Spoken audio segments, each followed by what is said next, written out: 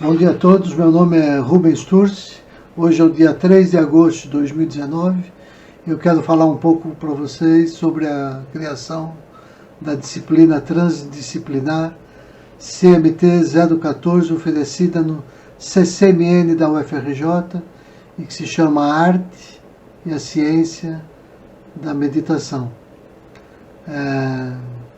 Eu desenvolvi essa disciplina lembrando que o coração de toda a cultura védica e upanishádica está representado na ancestral arte e ciência da meditação de que trata a Bhagavad Gita. Existe um verso que, na verdade, eu acho que ele introduz não apenas as práticas de meditação, mas a própria cultura de paz e amor que a gente já começa a falar um pouco nos dias de hoje.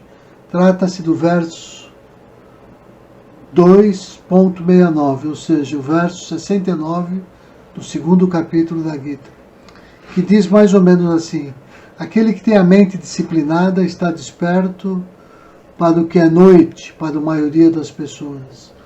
E tudo aquilo para o que a maioria está desperta é noite para o sábio vidente. Em outras palavras, o homem santo, alheio aos atrativos da existência material e ilusória, ele está desperto unicamente para o aspecto de sagrado de todas as coisas e experiências que diluem as fronteiras entre o que nós entendemos como as realidades objetiva e subjetiva, trazendo isso aqui para os anos 60, para o nosso mundo ocidental, era noite, naquela época, a ideia de meditação, a ideia de cultura de paz e amor. E por isso ela ficou conhecida como contracultura e não como cultura naqueles anos 60. Embora ela seja uma experiência de vanguarda, ela fosse uma experiência de vanguarda, que tivesse sido vivida pelos pacifistas pioneiros, do Flower Power, que com o lema de paz e amor, formaram aquelas primeiras comunidades dos praticantes de meditação, primeiras assim, de uma maneira mais ampla, não se falava muito em meditação até então, E para esses praticantes, o que era a noite, era um modo de vida belicista e predatório que constituía a base do modelo capitalista americano, Então eles se afastavam desse modelo tentando cultivar aquele outro, Claro que naquela época era tudo muito incipiente e eles não foram capazes de levar em frente essa utopia, De qualquer modo, nesse início de novo milênio, a meditação, ela não só é aceita como cultura, como ela adentrou o ambiente das universidades, inclusive nos sistemas de saúde. Então, lembrando dessa ideia de cultura e contracultura, tem até uma curiosidade, que é o sentido com que o próprio Sr. Buda introduz a ideia de meditação. Existe uma palavra no sânscrito, aliás, duas expressões, que é bhavana, um adjetivo, com acento tônico no primeiro A, o A longo, bhavana, e bhavana, que é o substantivo feminino, com os dois As longos, que elas foram utilizadas pelo Sr. Buda com essa ideia de cultivo, na meditação como uma forma de cultivo da mente, porque bhavana, tanto o substantivo como o adjetivo, que é o conceito central dos textos sagrados da Índia, que aparece nos idiomas tanto sânscrito quanto Pali, né? Eles aparecem com esse significado de cultivo ou de desenvolvimento, no sentido de se trazer algo à existência. E eram termos empregados originalmente no campo da agricultura, né? Ou seja, para se falar do cultivo da terra. E esses termos passaram a ser utilizados pelo Sr. Buda, né? Para se falar das ideias cultivadas, né? Aquelas ideias que devem ser praticadas com o devido fervor, né? Ou seja, com a devida shraddha, né? Que isso é o que nos remete ao conceito de desenvolvimento mental e, consequentemente, de contemplação e meditação, né? Bom, eu estava falando que a Bhagavad Gita trata da arte, da ciência, da meditação, né? Eu citei o verso 269, essa metáfora do que é dia e do que é noite, né? E eu preciso dizer então que nos versos 23 a 28 do capítulo 17, existe uma expressão muito conhecida, né? No verso 23 fala Om Tat Sat. Om, isso é a verdade, né? Também representa, como é que eu vou falar? Om Tat Sat. Om, a ideia de meditação pura, ou meditação transcendental. Tat, a ideia de meditação objetiva. E Sat, a ideia de meditação subjetiva, né? Que são as três grandes dimensões para se falar da meditação, né? Meditação naquilo fora de mim, meditação naquilo dentro de mim, uma meditação reflexiva, né?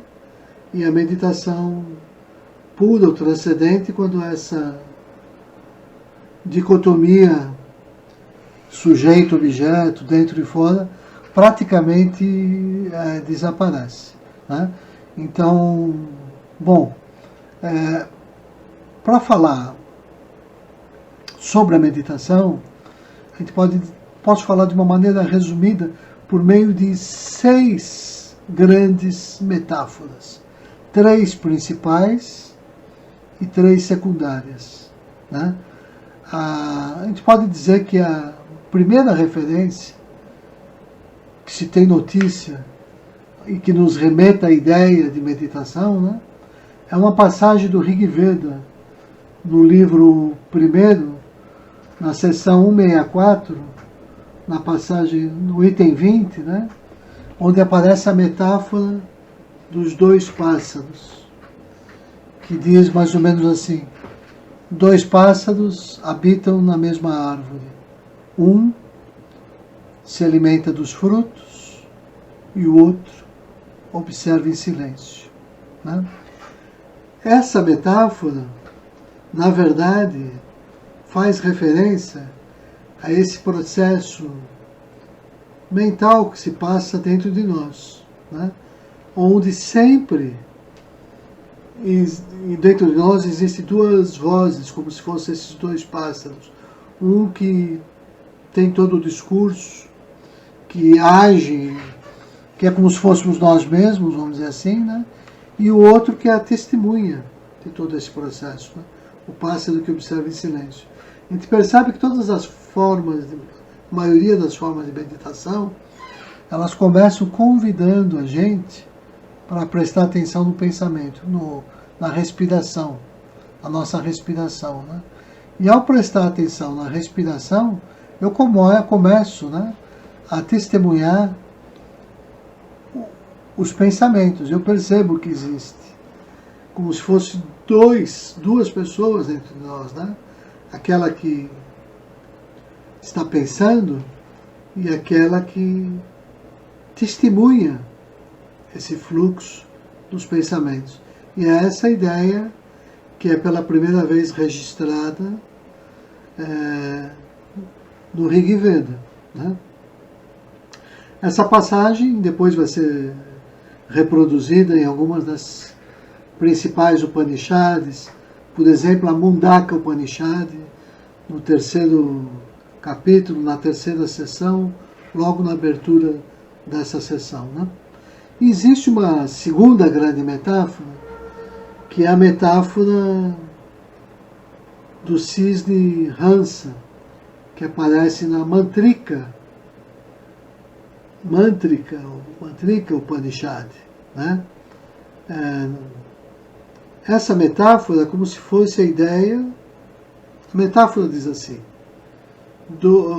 um cisne se banha nas águas tranquilas do lago, né? E a metáfora é que o lago agora é a nossa mente, que tem as suas ondas mentais tranquilizadas, né?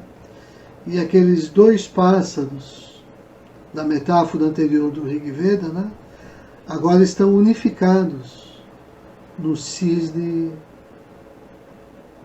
que em sânscrito se diz Hamsa, que Hamsa é tanto o nome desse espécie de pássaro, a gente diz aqui cisne, né, que tem a qualidade especial da água misturada ao leite, beber só o leite.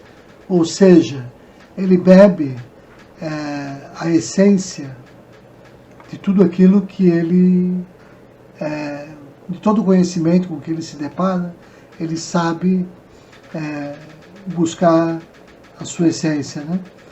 Então, essa palavra Hansa, ela também é uma palavra que é um som onomatopeico, que é o próprio som da nossa respiração, né? Então é como se eu fizesse Ham, inspirando, Sa, expirando, Ham, Sa, né? Então o próprio alento vital, o próprio sopro divino que nos dá a vida, né, que está representado nesse som, expressa esse pássaro Hansa, que de novo nos associa à arte e à ciência da meditação, né, que em geral se inicia com esse foco na nossa respiração, né? Bom, finalmente a terceira grande metáfora que eu queria mencionar, ela é o próprio texto da Bhagavad Gita, né? A Bhagavad Gita, eu não quero aqui entrar, porque não teria como elaborar muito sobre isso agora, mas eu vou assumir que já é conhecido esse texto de quem está assistindo o vídeo, né? E, bom, a Bhagavad Gita, que é é uma passagem do Mahabharata que retrata um instante em que antecede a grande batalha do Mahabharata. Nessa passagem, em uma quadriga, num carro de guerra, vem Arjuna, né, o grande guerreiro e herói da Bhagavad Gita, e o Senhor Krishna, né, que ali, no carro de guerra, é o quadrigueiro de Arjuna, né? Então, qual é a grande metáfora aqui? É que esses dois personagens, Krishna e Arjuna, constituem os dois pássaros a que se refere o Rig Veda, né? E que se unificam no cisne Hansa, que é exatamente o objeto da Bhagavad Gita, né? Como Arjuna obtém a comunhão e unificação com o Senhor Krishna. E, na verdade, é uma metáfora para aquilo que se passa dentro de nós, na nossa consciência. Se eu entender que a quadriga é o nosso corpo, os 4 cavalos correspondem às 4 formas que a epistemologia do Sankhya elabora os tátuas. Também não vou entrar aqui em detalhe, mas tem a ver com a nossa estrutura mental, intelectual e de controle sobre os sentidos do conhecimento e do movimento. São esses 4 componentes que corresponderiam aos controles que nós temos sobre esses 4 cavalos que estão sobre as rédeas. A nossa rédea, e que a gente, quando coloca isso sobre a rédea do sagrado, né, representado sobre o Krishna, a gente obtém essa individuação representada pelo cisne Hamsa, né? Então essas são as 3 grandes metáforas que nos remetem à arte e à ciência da meditação como um todo. Isso é a espinha dorsal da arte e da ciência da meditação. Toda e qualquer outra prática derivada que a gente encontra depois ao longo do tempo, ao longo das distintas escolas, né, budistas, jainistas, hinduístas, laicas ou não laicas sobre a meditação, todas elas derivam dessa grande espinha dorsal composta por essas 3 grandes metáforas, né?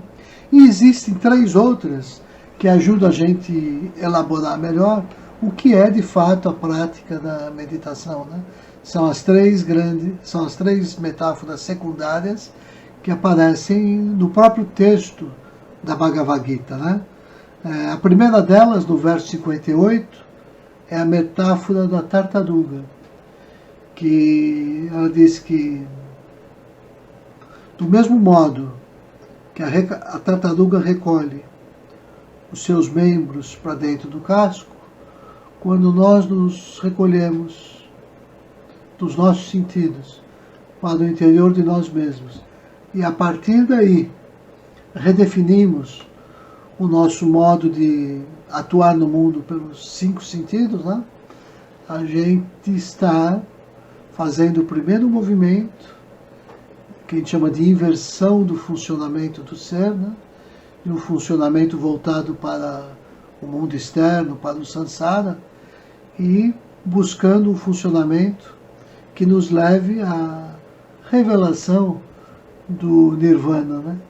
Que começa com esse processo de interiorização, de descoberta de nós, né? E para isso é muito importante a disciplina espiritual, né? Por isso a segunda metáfora secundária que o texto da Bhagavad Gita apresenta é a metáfora do barco, que aparece no verso 67 do 2º capítulo, né? Que diz que a mente indisciplinada é a mesma coisa que um barco ao sabor dos ventos, né? Sopra para cá e o barco é lançado para lá, para cá. Sopra para lá e o barco é lançado para lá. Ou seja, nós, enquanto viajantes nesse barco, né, não conseguimos ter a liberdade de definir o nosso rumo, a nossa trajetória e alcançá-la, seja a favor ou contra as correntezas ou contra o vento, né? Então, que é isso que a disciplina e que a meditação oferece para a gente, né? Nos traz esse domínio sobre a nossa própria mente, esse controle que faz com que nós possamos autodeterminar a nossa própria vida, né? Bom, finalmente a terceira metáfora secundária é essa com a qual eu abri esse pequeno vídeo, né, que é a metáfora do verso 69 do segundo capítulo, que é aquilo que é noite para a pessoa comum, é o que é o dia, o que a pessoa, o sábio, está vivendo, né? E vice-versa, né? E esse o que é noite, o que é dia, é um pouco o que é a própria ciência da meditação, né? Que, agora em termos mais gerais, né? Essa cultura da meditação, né? Ela, quando alcança um povo para quem essa cultura é estranha, ela, de início, esse outro povo só pode entender essa prática como algo que vai contra a sua cultura, né? Que ameaça a sua cultura, e você leva então um certo tempo até compreender que essa prática, chamada de contracultural, na verdade ela é universal, ela é natural ao ser humano e, de uma forma ou de outra, está presente nos grandes seres de todas as culturas, né?